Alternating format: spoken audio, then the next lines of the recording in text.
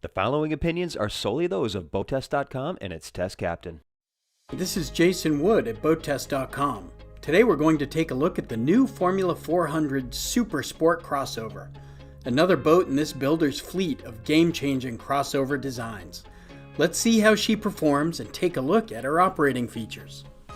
We were in luck on our test day, and the Formula 400 SSC was in rack storage, so we were able to get a good look at her running surface prior to our test. Knowing a little bit about what's going on beneath the waterline can help explain her performance when we get her on the water. John Adams has been the designer of Formula boats for more than 45 years. He broke the code years ago on the design shapes and parameters that make the best hulls for Formula boat owners. More recently, he's added steps in the Faztech hull for the 400 SSC. Her entry is sharp to help prevent pounding when it gets rough, and the bottom warps to 21 degrees of dead rise at the transom, 3 degrees less than the optimal 24-degree deep V dead rise. This is a calculated compromise between riding comfort and speed that Adams and Formula have decided over the years is the best place to be. The forward step is 3.5 inches deep, and there the strakes are 4 inches wide and the chine is 4.5 inches wide. These steps introduce air to the running surface to help break the water's suction grip on the hull, reducing the drag of the wetted surface to make the boat go faster and burn less fuel. This is not a marketing gimmick, it actually works. Between the steps, the hull has a single strake that's 3.5 inches wide. The strakes and chines provide horizontal surfaces that create lift to help the boat jump on plane, improve fuel efficiency, and help reduce the rolling moment. The aft step is 4.5 inches deep, and from there to the transom, it's just the smooth surface of the hull with no strakes. The chine is 5.5 inches wide here, and trim tabs are 26 inches long. In the forefoot, there's a 7.25 inch diameter tunnel for the optional electric bow thruster. Now let's get her in the water and see what she can do. The Formula 400 SSC has a length overall of 40 feet and a beam of 12 feet.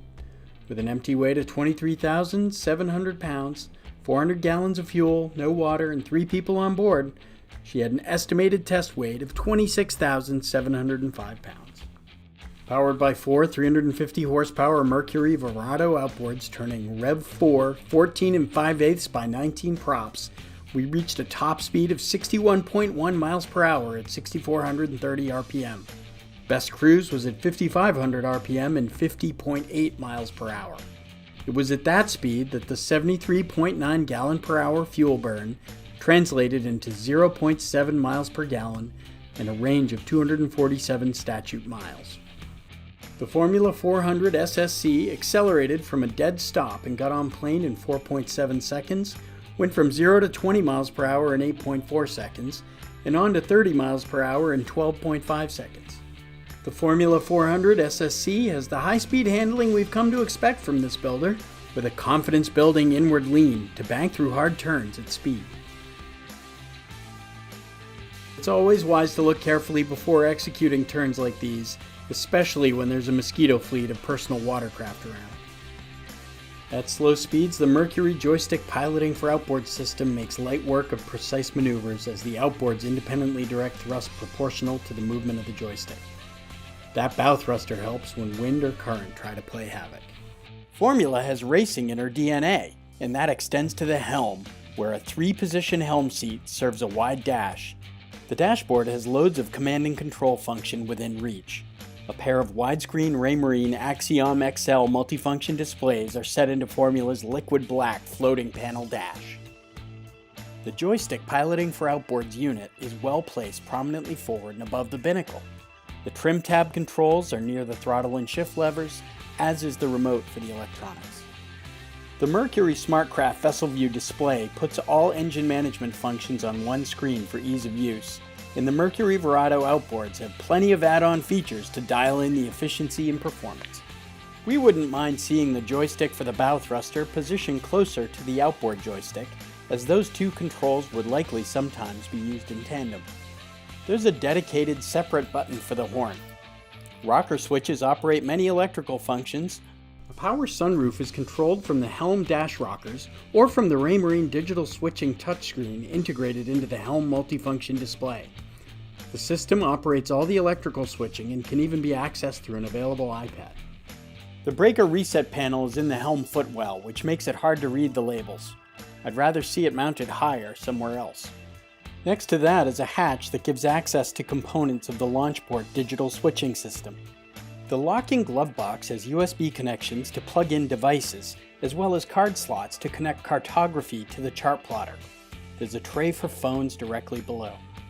Each seat in the bank of helm and companion seats has its own flip-up bolster. Quarter light vents to port and starboard let natural ventilation flow through the main deck area. Opposite the helm seating is a locker designed to stow the dock lines. A large 2-panel windshield minimizes sightline obstacles and distortion. This sliding windshield section opens up the foredeck area and has a spring-loaded barrel latch to hold it closed and open. There's a clear acrylic air dam to help keep the wind at bay on chilly days. The foredeck has a hatch that conceals the electric windlass. The anchor sits on a through-the-stem pulpit. As we've mentioned before, we'd like to see better access to the road locker. The foredeck is covered with non-skid and has 8-inch mooring cleats to either side. Beneath the portside walkway through the transom is a hatch offering quick access to a large lazarette. Better access is thanks to electric rams that raise the entire aft seat and sunpad. The space holds a sea chest, batteries, inverters and battery chargers, fuel filters, diamond plate pattern composite decking, the genset, and a fixed fire extinguisher system. The aft lounging area hides a large locker beneath for stowing fenders and the like. A water hookup as well as a pair of 30-amp shore power connections and a TV hookup are on the port side of the transom. The battery switches are in the same transom console that also has a locker to stow shore power cords, and the shore power breakers are handy right inside there as well. There's an automated flushing system connected to all 4 outboards, and they should be flush after each use, even in fresh water. The operator simply hooks up a dock hose and hits the button. The system takes the engines through the complete flushing process. These hatch lids expand the usable deck space on the swim platform in the down position, but flip up to expose the rigging tubes and hydraulic lines for the quad outboards. Pull-up cleats in the corners of the platform are an unobtrusive way to improve mooring options. In the helm console, a 3-step companionway leads to the lower deck. Air conditioning and stereo remotes, as well as the magnetic charging station for the iPad that controls the digital switching, are all handy on a column in the salon. The locker beneath the galley counter has the manual control for the 56-gallon water system, with a tank gauge. The refrigerator to port is flanked by the AC and DC electrical panels aft, and a locker that stows a fire extinguisher forward. Well, that's our review of the operational features as well as our performance test of the Formula 400 SSC.